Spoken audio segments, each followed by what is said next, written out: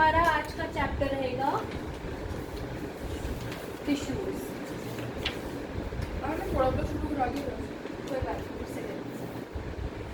तो समझते हैं कि टिश्यूज होते क्या हैं। अब हमें पता है कि हमारी जो पूरी बॉडी है किससे बन रखी है, सेल से बन रखी है। किससे बन रखी है, सेल्स।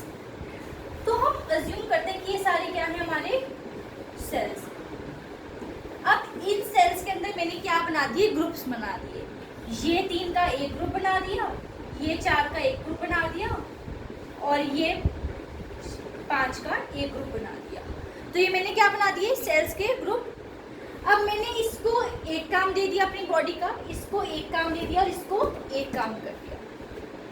ठीक है, तो यानी कि टिश्यूज क्या है, group of cells performing similar and specific functions. अब ये जो सेल्स है, सारे सेल्स एक ग्रुप में रहकर एक ही तरीके का काम करेंगे, तो ये क्या फॉर्म कर लेंगे, एक टिश्यू फॉर्म कर लेंगे। क्या फॉर्म कर लेंगे, टिश्यू। तो what is tissue, tissue is simply group of cells performing similar and specific functions। इतनी बात अच्छे से समझ आ गई। अब जितने भी लिविंग ऑर्गेनिजम्स हैं, they are made up of cells and cells further form tissue system. Tissues बनाते हैं, टिश्यू सिस्टम बनाते हैं। तो हमें बेसिकली 2 तरीके के लिविंग ऑर्गेनिजम्स हम लोग डिवाइड करते, सब डिवाइड करते हैं, that is plants and animals. तो प्लांट्स में भी टिश्यूज होते हैं, एनिमल्स में भी टिश्यूज होते हैं, बट टाइप ऑफ टिश्यूज इनमें बहुत डिफ्रेंशिएटेड रहते हैं, बहुत डिफरेंट रहते हैं। क्योंकि प्लांट जो है वो ऐसा है जिसके अंदर कोई मूवमेंट नहीं होनी है, उसने चलना नहीं है, उसे कोई एनर्जी की रिक्वायरमेंट नहीं होगी। तो बेसिकली प्लांट्स के अंदर जितने भी टिश्यूज रहेंगे वो सपोर्ट प्रोवाइड करेंगे, एंकरेज प्रोवाइड करेंगे, स्ट्रेंथ प्रोवाइड करेंगे। जबकि जो हम लोग के एनिमल्स के अंदर टिश्यूज होते हैं उनको प्रॉपर मूवमेंट्स प्रोवाइड करनी पड़ती है। बात समझ आ गई? तो यहाँ तक दिक्कत? ठीक है, अब आगे चलते हैं हम लोग। नेक्स्ट है कि जो प्लांट है उसके अंदर जो ग्रोथ है वो यूनिफॉर्म नहीं हो रही है। फॉर एग्जाम्पल, जैसे कि अगर हम एक प्लांट की बात करें तो ऐसा हो सकता है प्लांट की एक साइड से ब्रांचेस बढ़ जाए और दूसरे की साइड की ब्रांचेस थोड़ी कम बढ़े। बट एक नॉर्मल ह्यूमन बीइंग अगर आप देखो, जो कि बिल्कुल जिसके अंदर कोई जेनेटिक डिसऑर्डर भी नहीं है, तो अगर आप उसको देखोगे तो ऐसा तो नहीं है कि मेरा एक हाथ बहुत लंबा है और एक हाथ बहुत छोटा रह गया, या मेरी एक आंख तो बड़ी और एक आंख छोटी है। बिल्कुल ऐसा नहीं है ना, ऐसा नहीं होता ना। ये भाई वो स्क्विंट हो जाता है कि आपकी इधर उधर आंखें जा रही है, वो कुछ एबनॉर्मलिटी होगी, बट ऐसा नहीं होता है आपका यूजुअली। ठीक है, एक नॉर्मल ह्यूमन बीइंग के अंदर ऐसा नहीं होता है कि एक टांग बिल्कुल लंबी रह गई और एक टांग इतनी सी है बिल्कुल छोटी सी। ऐसा तो नहीं होता ना। हमारे अंदर ग्रोथ क्या होती है, यूनिफॉर्म होती है। ऐसा तो नहीं कि मेरी आधी बॉडी ग्रो हो रही है और आधी बॉडी नीचे रह गई है, ऐसा तो नहीं हुआ। तो हमारी जो बॉडी है पूरी यूनिफॉर्म ग्रोथ दिखा रही है, जबकि प्लांट्स के अंदर जो ग्रोथ है इट इज नॉट यूनिफॉर्म। बात समझ आ गई? तो प्लांट टिश्यू और एनिमल टिश्यू के अंदर ये भी फर्क है, that in case of plant tissues the growth is towards the limited areas. कुछ लिमिटेड एरियाज है जहाँ पर प्लांट के अंदर ग्रोथ होगी, बट ह्यूमन बॉडी के अंदर ओवरऑल जहाँ सेल्स होंगे वहाँ पे ग्रोथ ही होगी। बात समझ आ गई इतनी? कोई दिक्कत? ठीक है। प्लांट जो है कंपैरेटिवली लेस कॉम्प्लिकेटेड है, इसका स्ट्रक्चर भी लेस कॉम्प्लिकेटेड होगा। ठीक है, जबकि जो ह्यूमन बॉडी है, जो ह्यूमंस हैं, एनिमल्स हैं, उनके स्ट्रक्चर काफ़ी कॉम्प्लेक्स है, ऑर्गेनाइजेशन जितनी भी है काफ़ी कॉम्प्लेक्स है। बात समझ आई? तो मैंने क्या बोला, जो टिश्यूज हैं वो प्लांट्स में भी प्रेजेंट है, एनिमल्स में भी प्रेजेंट है। प्लांट टिश्यू जो होगा, क्योंकि प्लांट स्टेशनरी है, डेड है, मतलब उसके अंदर कोई ऐसा काम नहीं कर रहा है मूवमेंट वाला, तो इसीलिए उसके अंदर जितने भी टिश्यूज होंगे वो क्या काम करेंगे, बेसिकली एंकरेज का, सपोर्ट का, स्ट्रेंथ का। जबकि एनिमल्स को क्योंकि मूवमेंट करनी है, एनर्जी चाहिए, तो उस चीज़ के लिए वो क्या करेंगे, मूवमेंट के लिए भी टिश्यूज हेल्प करवाएंगे। प्लांट्स का जो पूरा स्ट्रक्चर है वो कंपैरेटिवली लेस कॉम्प्लिकेटेड है, बट एनिमल्स का काफ़ी ज़्यादा कॉम्प्लिकेटेड रहता है। ठीक है, कोई दिक्कत यहाँ तक? प्लांट्स के अंदर ग्रोथ होती है, it is to in the limited sections, limited areas के अंदर ही ग्रोथ होती है, एंड पूरी यूनिफॉर्म ग्रोथ नहीं होगी, बट एनिमल्स के अंदर पूरी यूनिफॉर्म ग्रोथ हमें मिलेगी। इतनी बात समझ आ गई? ठीक है, अब आगे बढ़ते हैं। अब जब आपने सेल चैप्टर किया था तो आपने सिंगल सेल ऑर्गेनिजम्स के बारे में पढ़ा था, जैसे कि अमीबा। तो हमने कहा था कि एक सिंगल सेल ऑर्गेनिज्म भी अपनी लाइफ पूरे अच्छे तरीके से जी रहा है, अपनी सारी प्रोसेसेस कंप्लीटली कर रहा है। किस तरीके से? कि हमने बोलता है कि एक यूनिसेलुलर ऑर्गेनिज्म है, तो यूनिसेलुलर ऑर्गेनिज्म मतलब एक सेल से बना है। एक सेल के अंदर बहुत सारी क्या है, सेल ऑर्गेनेलीज हैं। तो वो सेल ऑर्गेनेलीज जो है डिवीजन ऑफ लेबर करती हैं। सीखा था हमने कि माइटोकॉन्ड्रिया ने एनर्जी करवा दी, गोल्जी एपेटाइटस ने पैकेजिंग वाला काम करवा दिया, सबने अपना अपना काम करवा दिया, ये बताया था मैंने आपको। But what about the multi cellular organisms? देखो मल्टी सेल्यूलर ऑर्गेनिजम्स में हर सेल अपना इंडिविजुअल लेवल पे तो काम कर रहा है, वो तो बात ठीक है, इंडिविजुअल लेवल पे सेल ने काम करने हैं, बट पूरी की पूरी बॉडी को एक सिस्टम के अंदर रखना, उसके अंदर एक कनेक्शन रखना, वो भी तो बहुत इंपॉर्टेंट है ना। मेरी बॉडी के अंदर ट्रांसपोर्टेशन हो रही है, पूरी हो रही है ना, ब्लड के अंदर, ब्लड के थ्रू ट्रांसपोर्टेशन हो रही है, ऑक्सीजन की, गैसेस की, वेस्ट की, नाइट्रोजनस वेस्ट की, बॉडी में डाइजेशन हो रही है, ऑर्गन सिस्टम्स बन रखे हैं। तो इतना कॉम्प्लेक्स स्ट्रक्चर्स के अंदर किसका काम आता है? टिश्यूज का आता है। किसका आता है? तो बेसिकली सिंगल सेल ऑर्गेनिजम्स के अंदर आपको जो आंसर लिखने हैं वो सेल ऑर्गेनेलीज वाला लिखना है, क्योंकि आपको डिवीजन ऑफ लेबर पे क्वेश्चन आता है पेपर के अंदर कि किस तरह से डिवीजन ऑफ लेबर होती है एक यूनिसेल्युलर ऑर्गेनिज्म में और एक मल्टी सेल्युलर ऑर्गेनिज्म में। यूनिसेल्युलर ऑर्गेनिज्म का सारा काम किसने देखना है? सेल ऑर्गेनेलीज ने देखना है। बट मल्टी सेल्युलर ऑर्गेनिजम्स के अंदर हम क्या बोलेंगे? That group of cells perform similar specific functions and दस फॉर्म टिश्यूज। ये टिश्यूज जो है फर्दर टिश्यू सिस्टम बना रहे हैं एंड फर्दर क्या बना रहे हैं? हमारी बॉडी के ऑर्गन्स बना रहे हैं। अब ये ऑर्गन्स जो है हमारी बॉडी का अलग अलग काम कर रहे हैं। जैसे हार्ट ने अपना काम करना है पंप करने का, ब्रेन ने अपना काम करना है, मेरी स्केलेटल मसल्स ने अलग काम करना है, स्मूथ मसल्स ने अलग काम करना है, मेरे लिगामेंट्स ने अलग काम करना है, टेंडन्स ने अलग करना है, कार्टिलेज ने अलग करना है। तो सबने अपना अपना डिफरेंट काम करना है। मेरी बोन्स का अलग काम है, ठीक है, बात समझ आ गई। तो tissues in case of multi cellular organism help in division of labour. बात समझ आ गई, ठीक है। अब नेक्स्ट हम पढ़ने वाले हैं बहुत important, very very very very important question, schools का बहुत ज़्यादा फेवरेट क्वेश्चन है। जब आपके स्कूल्स में एग्जाम होंगे 9th के, तो ये क्वेश्चन आप लगा के चलना कि 85% चांस होता है कि ये क्वेश्चन तो आएगा ही आएगा। मतलब मैक्सिमम टीचर्स ये क्वेश्चन आपको किसी भी फॉर्म में डाले, चाहे वो एमसीक्यू में डाल दे, चाहे वो सीधा ड्रॉ करने के लिए डाले, चाहे आपको वो किस तरीके से पूछ ले 3 मार्क्स के अंदर, बट ये क्वेश्चन आता है आपका हमेशा। तो हमारा टॉपिक रहेगा meristematic tissues.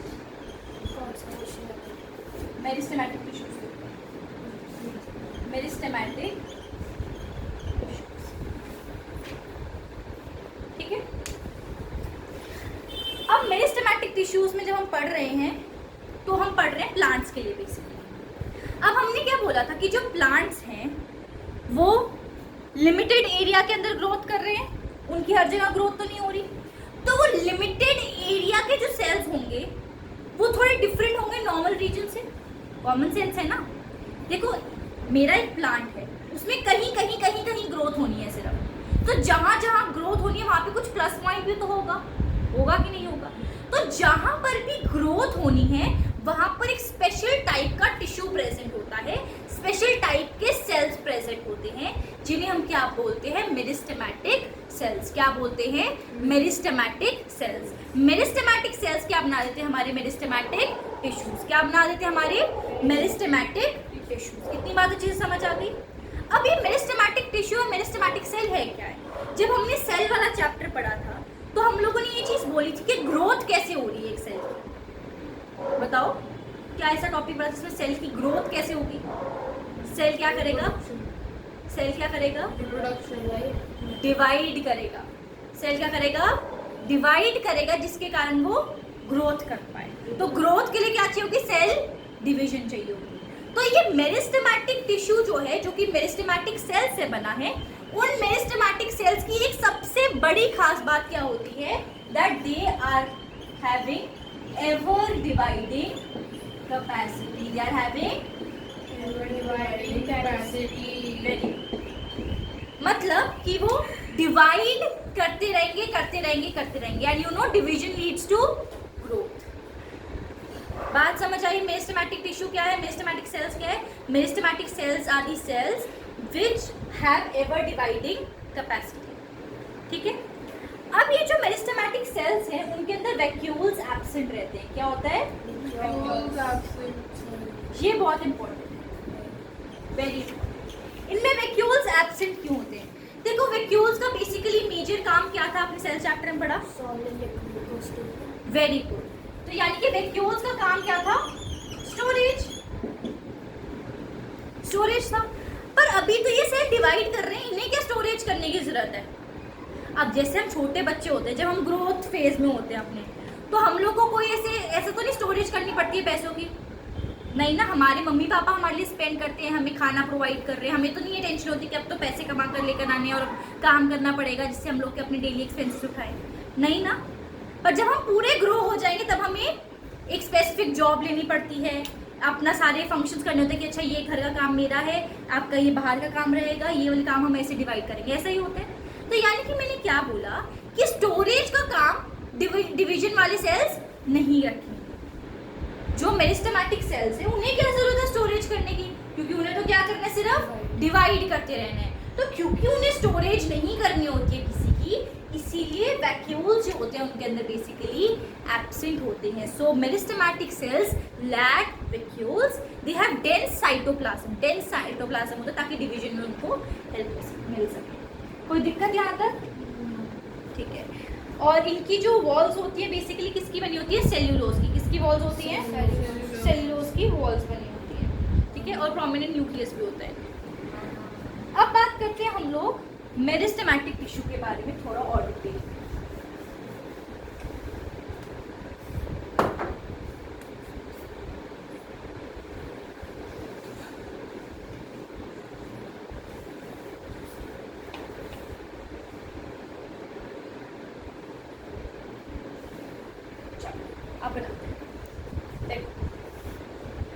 We have 3 types of meristematic tissues. कितने टाइप के meristematic tissues हैं? 3 तरीके के। पहला है हमारे पास एपिकल मेरिस्टेमेटिक टिश्यू। एपिकल से वर्ड एपेक्स याद आ रहे हैं? एपेक्स मतलब जो टॉप पे रहे, तो हमारे एपिकल मेरिस्टेमेटिक टिश्यू कहाँ रहता है, टॉप पे रहता है। अब जो चीज टॉप पे रहेगी वो किस चीज को बढ़ाएगी, हाइट को। तो हमारा पहले टाइप का मेरिस्टेमेटिक टिश्यू है apical meristematic tissue, which is present on the tips of roots and shoots. ये टिप्स पे प्रेजेंट होता है and it basically helps in increase in height. Done. दूसरा होता है हमारे पास इंटरकैलरी मेरिस्टेम। कौन सा होता है, इंटरकैलरी। अब इंटरकैलरी कहाँ पे प्रेजेंट होते हैं, above and below the nodes, ठीक है। नोड्स क्या होते हैं, पता है आपको, नोड्स, इंटरनोड्स। हाँ, यहाँ से भी समझ सकते हो। जैसे अगर सोचो ये टिप है, अगर ये मैं एक ये ब्रांच ले लेती हूँ, ये मेरी एक ब्रांच है, जहाँ जहाँ से पत्ते निकलेंगे, यहाँ से एक पत्ता निकल रहा है, यहाँ से पत्ता निकल रहा है, जहाँ से भी पत्ते निकल रहे हैं उनको हम क्या बोलते हैं, नोड्स बोलते हैं। उस स्टेम को या फिर जो ग्रीन कलर की डंडी होती है जहाँ से भी पत्ते निकल रहे हैं वो क्या है, नोड्स है। और इन दो नोड्स के बीच में जो डिस्टेंस होता है that is internode, that is internode, ठीक है। दो नोड्स के बीच के डिस्टेंस को या फिर स्पेस को हम क्या बोलते हैं, इंटरनोड बोलते हैं। It is present above and below the nodes, intercalary. अब इनका काम क्या होगा, लेटरल ब्रांचेस को ग्रो करवाना। क्या काम है इनका, लेटरल ब्रांचेस को ग्रो करवाना। एंड थर्ड तरीके का मेरिस्टेमेटिक टिश्यू है हमारे पास lateral meristem. Lateral meristem is also known as cambium. Very important. सीधा लेटरल ना लिख कर आकर अगर कैम्बियम लिखा गया तो समझ जाना वो कौन से मेरिस्टेमेटिक टिश्यू की बात कर रहे हैं, लेटरल मेरिस्टेमेटिक टिश्यू। अब लेटरल मतलब साइड्स पे प्रेजेंट। अब साइड्स पे जो चीज होगी वो क्या बढ़वाएगी, गर्थ या विड्थ बढ़वाएगी। तो it helps in increase of girth. बात समझ आई, कोई दिक्कत? तो मैंने क्या बोला, फटाफट से रिवाइज करते हैं। मेरिस्टेमेटिक टिश्यूज ऐसे टिश्यूज हैं जो कि मेरिस्टेमेटिक सेल्स से बने हैं। मेरिस्टेमेटिक सेल्स एक ऐसे सेल्स हैं which have ever dividing capacity. They lack vacuoles because they do not have to do any kind of storage. They have dense cytoplasm and they have prominent nucleus and have cellulosic walls. Done, कोई दिक्कत? We have 3 types of meristematic tissues. First is apical meristem, which is present on the root and shoot tips, which helps in increase in height.